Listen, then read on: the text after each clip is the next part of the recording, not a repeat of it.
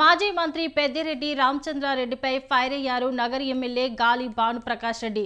Reserve forest సైతం కబ్జా చేసి చేయలేదని చెబుతున్న పెద్దిరెడ్డి భవిష్యత్తులో నిజాలు బయటకు వస్తే రాజీనామాకు సిద్ధమా అని ప్రశ్నించారు. మంగళంపేట రిజర్వ్ ఫారెస్ట్ ఏరియాలో పెద్దిరెడ్డి కబ్జాల భాగోతం త్వరలోనే బయటపడుతుందని చెప్పుకొచ్చారు ఎమ్మెల్యే గాలి భానుప్రకాష్ రెడ్డి. తార్ రోడ్లతో ఎన్నో కిలోమీటర్లు ఇక్కడ దారుణ పని.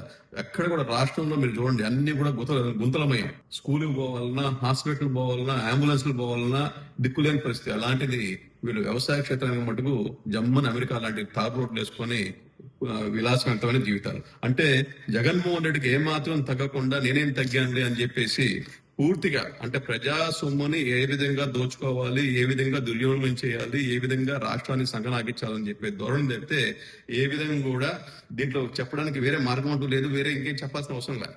ఇది ఒక ఎగ్జాంపుల్ అంతే. మనం చూస్తున్నాం ఇవాళ ఆయన భూ అక్రమాల లెక్క ఆయన అంటున్నాడు ఏ తప్పు చేయలేదు అంటున్నాడు. రేపు రోజు ప్రూవ్ అయితే మీరు గాని మీ అబ్బాయి గాని రిజైన్ చేయడానికి రెడీగా ఉన్నారా? మీరు అదే మాట కట్టుబడి ఉంటారా? మంగళంపేట